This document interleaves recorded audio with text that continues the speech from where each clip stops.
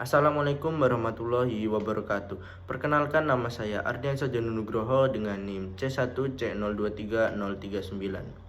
Di sini saya akan menjelaskan materi. Yang pertama adalah stelsel pemungutan pajak, yang kedua adalah kendala dalam pemungutan pajak, yang ketiga bentuk perlawanan pajak, yang keempat pihak yang terkait dalam perpajakan, dan yang kelima adalah penggolongan pajak. Materi yang pertama adalah stelsel pajak. Stelsel pajak adalah sistem pemungutan pajak yang digunakan untuk melakukan perhitungan besaran pajak yang terutang yang harus dibayarkan oleh wajib pajak. Stelsel pajak dibagi menjadi tiga. Yang pertama adalah stelsel nyata, yang kedua stelsel anggapan, yang ketiga stelsel campuran. Stelsel nyata. Stelsel nyata adalah pengenaan pajak didasarkan pada objek penghasilan yang nyata, sehingga pemungutannya baru dapat dilakukan pada akhir tahun pajak, yakni setelah penghasilan yang sesungguhnya diketahui. Stelsel nyata memiliki kelebihan adalah pajak yang dikenakan lebih realistis. Sementara kekurangannya adalah pajak baru dapat dikenakan pada akhir periode setelah penghasilan sesungguhnya diketahui. Yang kedua ada stelsel anggapan. Stelsel anggapan adalah pengenaan pajak didasarkan pada suatu anggapan yang diatur oleh undang-undang. Misalnya, penghasilan suatu tahun dianggap sama dengan tahun sebelumnya, sehingga pada awal tahun pajak sudah dapat ditetapkan besarnya pajak yang terutang untuk tahun pajak berjalan. Kelebihan stelsel anggapan adalah pajak dapat dibayar selama tahun berjalan tanpa harus menunggu pada akhir tahun. Sementara kelemahannya adalah pajak yang dibayar tidak berdasarkan pada keadaan yang sesungguhnya. Yang ketiga ada stelsel campuran. Stelsel ini merupakan kombinasi antara stelsel nyata dan stelsel anggapan. Pada awal tahun, besarnya pajak dihitung berdasarkan suatu anggapan. Kemudian, pada akhir tahun, besarnya pajak disesuaikan dengan keadaan yang sebenarnya. Bila besar pajak menurut kenyataan lebih besar daripada menurut anggapan, maka wajib pajak harus menambah. Begitupun sebaliknya. Materi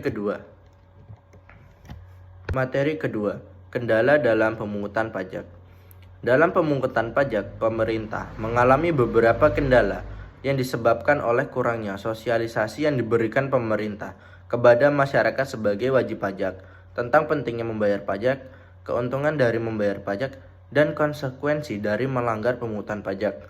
Selain tingkat kesadaran sumber daya manusia yang rendah, wajib pajak mungkin tidak memahami bagaimana prosedur pendaftaran, menghitung, dan melaporkan sendiri objek pajak yang dikuasai, dimiliki, dan dimanfaatkan. Dengan tingkat ekonomi sebagian wajib pajak yang rendah, wajib pajak lebih memprioritaskan biaya mendasar seperti sekolah dan kesehatan daripada membayar pajak. Materi ketiga, perlawanan terhadap pajak.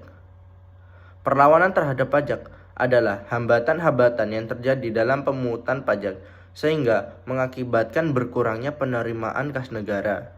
Perlawanan pajak terdiri dari perlawanan aktif dan perlawanan pasif.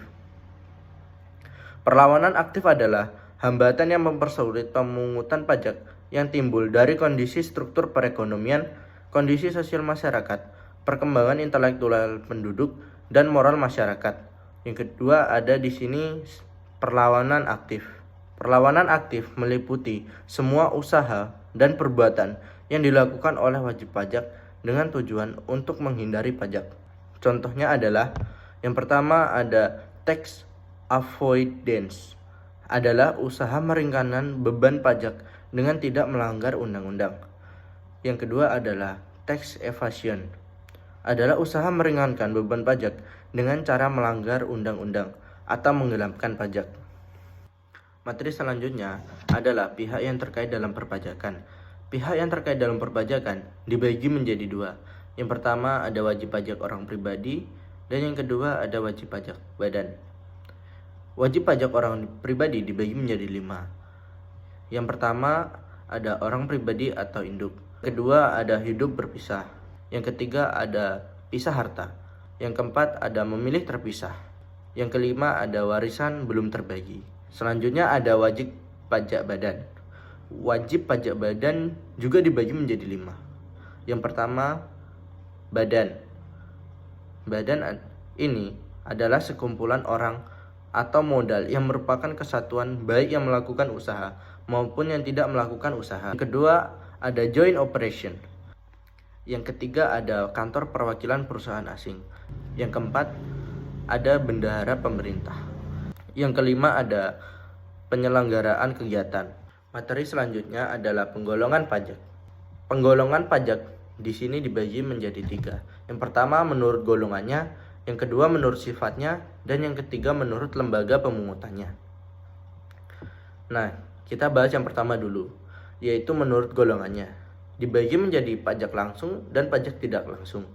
Pajak langsung adalah pajak yang harus dipikul sendiri oleh wajib pajak dan tidak dapat dibebankan atau dilimpahkan kepada orang lain. Contohnya adalah pajak penghasilan.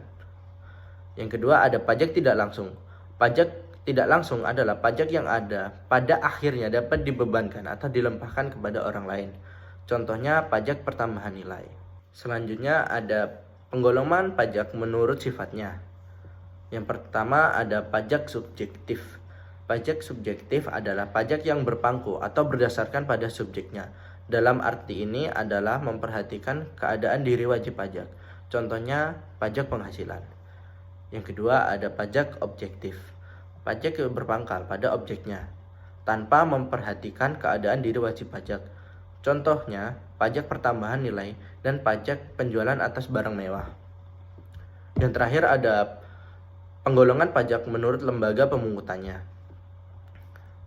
Yang pertama di sini ada pajak pusat. Pajak pusat adalah pajak yang dipungut oleh pemerintah pusat dan digunakan untuk membiayai rumah tangga negara.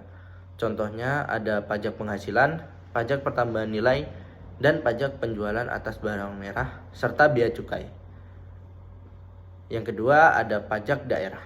Pajak daerah adalah pajak yang dipungut oleh pemerintah daerah dan digunakan untuk membiayai rumah tangga daerah.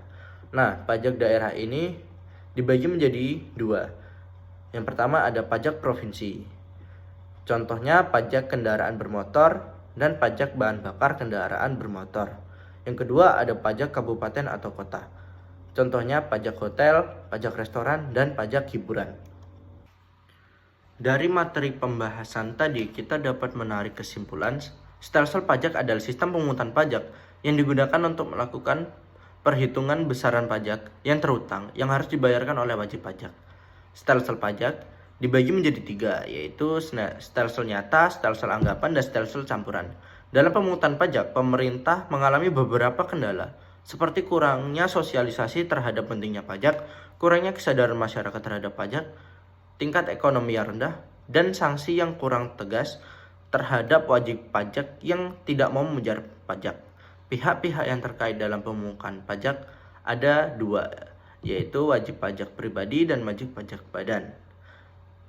Pajak dibagi menjadi 3 penggolongan, yaitu pajak menurut golongannya, pajak menurut sifatnya, dan pajak menurut lembaga pemungutannya.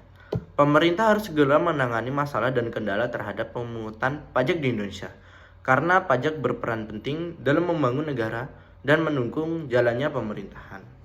Baiklah, sekian penjelasan materi dari saya. Jika ada salah kata dalam penyampaian materinya, saya mohon maaf.